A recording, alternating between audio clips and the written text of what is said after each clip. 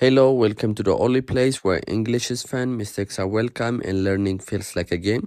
I'm your English teacher and tutor, and I promise you three things: no boring lessons, no scary grammar monsters, and yes, we will laugh while we learn. So, today we're going to see the chapter 9 of grade 9 English lesson. Chapter 9 is all about pupils and traditional culture. So, by the end of this chapter, students will be able to read different types of texts with understanding, identify the main ideas, supporting details, and meaning of words from context, and also answer comprehension questions correctly and develop good reading habits and critical thinking skills ማለት ነው. Okay, let's get into the first part of this chapter, which is most well-known traditional Ethiopian cultures. ቅድም እንደነገርኳችሁ, this chapter we're going to cover about pupils and traditional culture አይደለ? So the first part is most well-known traditional Ethiopian cultures ነው። እናንተ በጣም የምታውቃቸው የኢትዮጵያ ባህል ከምትሏቸውን እስኪ ጥቀሱልኝ። Okay, let me give you 3 seconds. Okay, Ethiopia is a country with many ethnic groups, adela, ወይም ደግሞ language and traditions, adela. So, for example, of Ethiopian traditional culture, the first one is clothing. አሁን ለምሳሌ ሀበሻ ቀሚስ ሴቶች ይለብሳሉ አይደለ? ነጠላ እንጋቢ like ኦሮሞ፣ አፋር፣ ሶማሊ traditional clothes አለ አይደለ? የሁሉም ባህል. So, those are traditional culture ራሳቸውን ይቻሉ አይደለ? And also music and dance, ለምሳሌ እስክስታ shoulder dance አይደለ? ኦሮሞ cultural dances neck ባንገታቸው neck dance እንለዋለን ባንገታቸው የሚጨፍሩት. And also ጉራጌ and ወላይታ dances, those are also a traditional culture አይደለ? And also coffee ceremony ማየት እንችላለን። አሁን ለምሳሌ roasting coffee beans and brewing coffee traditional culture ነው ኢትዮጵያ. So like coffee ceremony shows respect, unity and hospitality አይደለ? Which is a part of Ethiopian traditional culture አይደለ? ስለዚህ እንደዛ ብላችሁ ያዙት ማለት ነው። Okay, this is all about most well-known traditional Ethiopian culture. There are several of them, and don't forget to research it and not to study more about them, okay? Okay, let's get into the second part of this chapter, which is probability and possibility. What is probability? Probability ምንድን ነው? Probability የምንለው shows how likely something is to happen አይደለ? ወይም ደግሞ for example አሁን ለምሳሌ it will raining during ክረምት አይደለ? high probability ነው በክረምት የመዝነቡ አይደለ? አሁን ለምሳሌ ግን snow in ድሬዳዋ በጣም ሞቃት ሀገር ናት። snow ይኖራል? So very low probability. So how likely something is to happen የሚለውን probability የሚያሳየን። possibility shows if something can happen or not. happen ያደርጋል ወይስ አያደርግም ነው እንጂ happen የማድረግ ዲግሪውን አይደለም የሚነግረን። For example, if it is possible to pass the exam if you study. So ካነበባችሁ ልታልፉ ትችላላችሁ አይደለ? It is impossible to eat እንጀራ with a spoon. በሹካ እንጀራ መብላት እንችላለን? አንችልም። traditionally አይቻልም። acceptable አይደለም ራሱ አይደለ?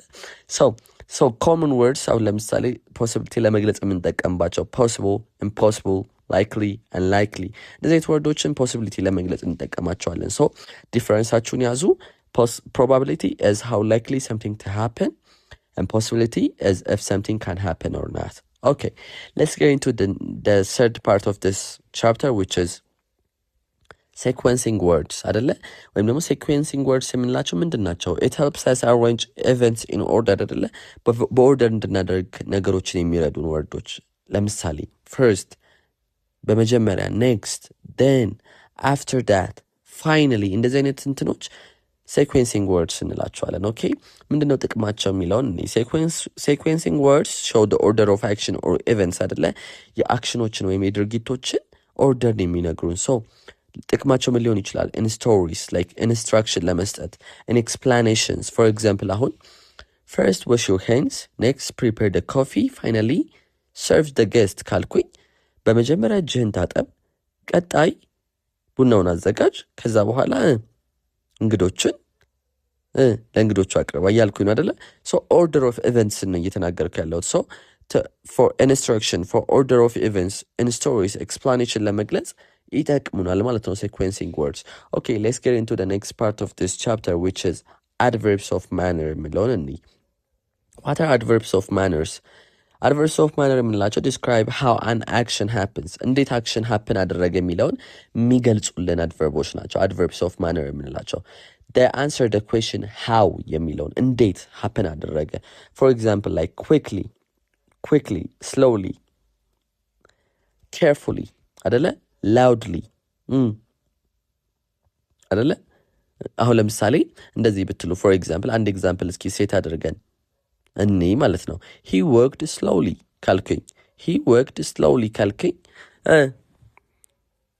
ቀስ እያለ ነበር የተራመደው ነው እያልኩኝ ያለሁት አይደለ ሰው እንዴት ያ action happen እንዳደረገ የተናገርኩ ነው ፎርማቸውን ስናይ most adverbs of manner are formed by adjective plus ly okay adjective plus ly for example quick ከነበረ quick ላይ ly ስንጨምር quickly ይሆናል አይደለ careful ከነበረ ደግሞ careful ላይ ly ስንጨምር careful ይሆናል ግን አንዳንድ ደግሞ ፎርማቸው completely የሚቀየራል አሁን goodly ይባላል አይባልም አይደል well ነው የሚባለው አይደለ so adverbs of manner how የሚለውን የሚገልጽልን so for example አሁን ለምሳሌ she speaks English clearly ካልኩኝ እንግሊዘኛ በደንብ ማውራት ትችላለች አይደለ ጥርት አድርጋ ማውራት ትችላለች እያልኩኝ አይደለ so clear የነበረው ላይ ly ጨመርኩኝ adjective ላይ so ምን ሰጠኝ adverbs of manner ሰጠኝ እንደዚህ ያላችሁ የተለያዩ ኤግዛምፕሎችን ፎርም ማድረግ ትችላላችሁ don't forget ሁሉ ጊዜ ly ጨመርም completely change የሚያደርጉ ራሳቸውን አሉ ማለት ነው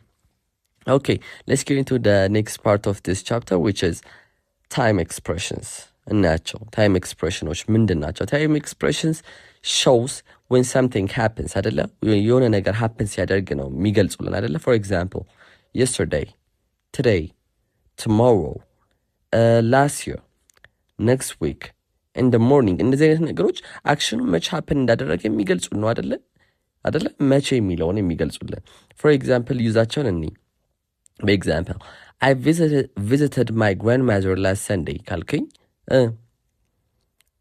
አያቴን ሴት አያቴ last Sunday ወይም ደግሞ ያለፈው እሁድ ጎብኝቻታለሁ እያልኩኝ ነው አይደለ last Sunday መቼ ነው happen ያደረገው መቼ ነው when was the time that I visited my grandmother it was Sunday last Sunday አይደለ so time in እየተናገርኩ ነው for example another example አድናርግ we will have an exam next week መቼ ነው ኤግዛማችን next week ቀጣይ ሳምንት እያልኩኝ ነው አይደለ time እየተናገርኩ ነው so time expressions shows when something happens ማለት ነው okay let's get into the next part of this chapter which is expressing opinions okay expressing opinions means telling what you think or feel about something ወይም ደግሞ ስለሆነ ነገር የምታስቡት የሚሰማችሁን ነገር መናገር ነው የራሳችሁን የግል አስተያየት opinion የምንለው የግል ሀሳብ ወይም የግል አስተያየት አይደለ ፎርማቸው ምን ሊሆን ይችላል common expressions I think I believe in my opinion I agree or I disagree እንደዚህ አይነትና ፎርም ይዘው ነው የሚመጡት for example in my opinion traditional culture is very important ካልኩኝ እንደኔ አስተሳሰብ ወይም ደግሞ እንደኔ ሐሳብ traditional culture በጣም important ነው እያልኩኝ ነው አይደለ so this is my opinion you maybe have another opinion or different opinion than me አይደለ ስለዚህ in my opinion ስንል you are telling what you think or feel about something ማለት ነው okay let's get into the next part of this chapter which is what is a debate የሚለውን እንይ ማለት ነው a debate is a formal discussion where people agree or disagree on a topic okay debate የምንለው formal discussion ሆኖ አንድ people ከሌላ people different ሀሳብ ሲኖረውና agree or disagree ሲሆኑ እዛ ቶፒክ ላይ ምን እንለዋለን debate ወይም ደግሞ ክርክር እንለዋለን አይደለ so there are two sides feature ስናይ two sides for and against አይደለ for and against ወይም ደግሞ አንዱ ከአንደኛው ላይ against ነው clear topic ይኖራል መወያያ ይሄ መከራከሪያ ርዕስ ሩሎች ይኖራሉ respect ይኖራል respect ግዴታ ነው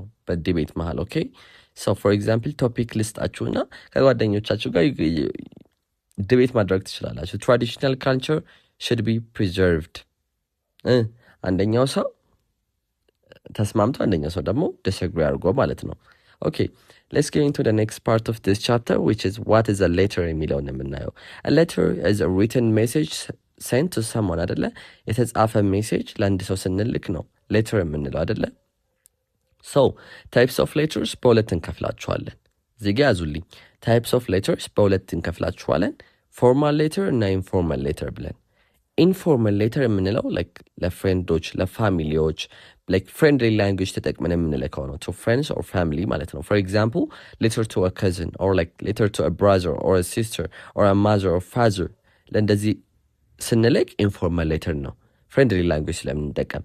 ፎርማል ሌተር ግን ለስኩልስ ፎር ኦፊስስ ፖላይት እና ሲሪየስ ላንጉጅ ነው የምንጠቀመው። ኢሜይል ልናደርግ እንችላለን። የኢሜይል አጻጻፍ ልንከተል እንችላለን። ላይክ ግን በሪትን ሜሴጅ ነው። ኦኬ ሶ ፎርማል ሌተር የምንለው ፖላይት ኤንድ ሲሪየስ ላንጉጅ ተጠቅመን የምንጽፍ ነው። አሁን ፎር ኤግዛምፕል ሌተር ቱ አ ስኩል ዳይሬክተር ሌተር ቱ አ ስኩል ዳይሬክተር that is a formal letter. Okay, so ዲፍረንሳቸውን ያዛችሁ ማለት ነው። Okay, let's get into the next part of this chapter, which is what is clarification የሚለውን የምናየው። clarification ምንድን ነው? clarification means making something clear when you don't understand. Okay, so ሳይገባችሁ ሲቀር የሆነ ነገር ክሊር ማድረግ ማለት ነው።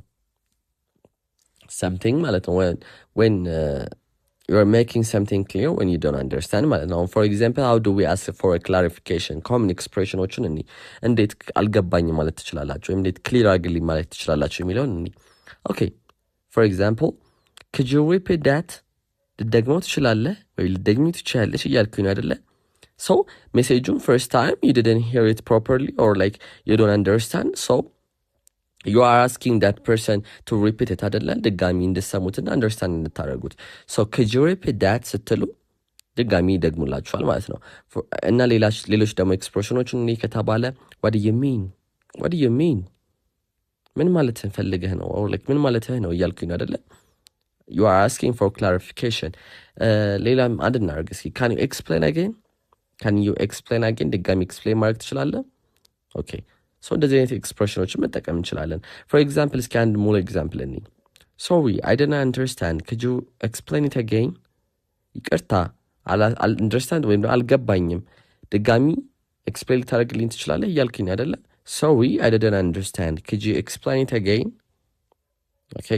okay, this is all about clarification. So next time you're not understand something or like when you don't understand something, you need to ask for clarification, and these are the common expression you will use to ask for clarification. Okay, let's get into the next part of this chapter, which is adverbs. Adverbs በጣም ብዙ ጊዜ ኤክስፕሌን አድርገነዋል in previous lesson ላይ previous grade ላይ ተወያይተንበታል። ግን adverbs ምንድን ናቸው? ታይፓቸውን እና ፎርማቸውን እንይዝኛው ጋር ጠቅላላ አድርገን adverbs የምንላቸው adverbs describe verbs አይደለ? ወይም ደግሞ adjective or other adverbs. There are several types of adverbs, like time የሚገልጹ adverboች አሉ። today, like yesterday፣ እነዚህ adverboች ናቸው አይደለ? place፣ here፣ there ብለን መግለጽ የምንችልባቸው። ፍሪኩዌንሲን የሚገልጹ አሉ like always፣ often or never። adverbs of manner ደግሞ ቅድም እንዳየነው carefully፣ loudly እንደዚህ አይነት ኤግዛምፕሎችን እያደረግን መመስረት እንችላለን ሴንተንሳችን። አሁን for example, she always studies carefully at home ካልኪኝ always ምንድን ነው? always frequency፣ adverb of frequency አይደለ? studies carefully at home አልኩኝ። carefully ደግሞ ምንድን ነው? adverb of manner አይደለ? ስለዚህ adverboችን ተጠቅመን describe አደረግ ነው ማለት ነው። okay, let's get into the next part of this chapter, which is encyclopedia. encyclopedia ሲባል ሁላችንም የሆነ familiar word ነው አይደለ? encyclopedia ምንድን ነው? encyclopedia is a book or a source that gives us detailed information about many topics አይደለ? ስለሆነ ነገር ዲቴል ኢንፎርሜሽን የሚሰጠና እንትን ነው አይደለ? ለምን ይጠቅማል? research፣ learning facts፣ reading for knowledge፣ ለknowledge የምታነቡ ጊዜ for example, looking up Ethiopian culture in encyclopedia ላይ ገብታችሁ ስለ ኢትዮጵያ ካልቸር ብታነቡ you are researching አይደለ? እና ደግሞ learning facts and knowledge about Ethiopian culture አይደለ? you are getting knowledge። ስለዚህ ለነዚህ ነገሮች ይጠቅማል ማለት ነው encyclopedia። okay, let's go into the next part of this chapter, which is using ego ምንድን ነው? ego used to talk about the past አይደለ? ወይም ደግሞ ስለ ፓስት ስላለፈ ነገር ስናወራ የምንጠቀመው ወርድ ነው። ስትራክቸሩ ደግሞ time plus ago ነው። time የሆነ time አለ ago። for example, today's ago፣ today's is time then ago እናስገባለን ማለት ነው። 5 years ago። so አሁን ለምሳሌ I met him 3 days ago፣ ከ3 ቀን በፊት ነው የተዋወቅኩት እያልኩኝ ነው አይደለ? ኤጎን አስቀድመን ታይሙን እናደርጋለን አናደርግም። እዚህ ጋር መያዝ አለባቸው። እሺ ሚስ አንደርስታንዲንግ እንዳይኖር 3 days ago ነው የምንለው፣ ኤጎ 3 days ነው የምንለው። 3 days ago ሶ ስትራክቸሩ ታይም ፕላስ ago ነው ማለት ነው። Okay, this is all about using ego. Let's get into the next part of this chapter, which is paragraph. So a paragraph is a group of sentences or like a group of sentence about one main idea. ስለ አንድ main idea ኤክስፕሌን የሚያደርጉ ወይም ደግሞ የሚገልጹ ግሩፕ ኦፍ ሴንተንስስ ናቸው ማለት ነው። ስትራክቸሩ እንዴት ነው መሰላችሁ? ፓራግራፍ መጀመሪያ ቶፒክ ሴንተንስ ይኖራል፣ ን ሰፖርቲንግ ሴንተንስ ይኖራል፣ ደግሞ ኮንክሉዲንግ ሴንተንስ ይኖራሉ። ፎር ኤግዛምፕል ስለ ኢትዮጵያን ካልቸር ቢሆን ቶፒኩ ቶፒክ ሴንተንስ የምንለው ኢትዮጵያን ካልቸር ኢዝ ሪች ኤንድ ዳይቨርስ ዲስ ኢዝ ዘ ቶፒክ ሴንተንስ አይደለ? ሶ ሰፖርቲንግ ሴንተንስ የሚለውን ደግሞ ኢት ኢንክሉድስ ሚውዚክ ክሎዚንግ ኤንድ ፉድ የሚለው ሰፖርቲንግ ሴንቴንስ ቶፒክ ሴንቴንሳችን ኤክስፕሌስ ለማድረግ የምንጠቀምባቸው ማለት ነው። ኤንድ ዲስ ካልቸር ሾውስ ዘ አይደንቲቲ ኦፍ ዘ ፒፕል ደግሞ ኮንክሉዲንግ ሴንቴንስ ነው፣ ኮንክሉድ ያደረግንበት። ስለዚህ አንድ ፓራግራፍ 3 ነገሮችን ይዛል፣ ቶፒክ ሴንቴንስ፣ ሰፖርቲንግ ሴንቴንስ and concluding sentence ማለት ነው። So this is all about today's chapter. Don't forget to practice several questions and several examples and exercise at your home. Okay, until next time, see you soon.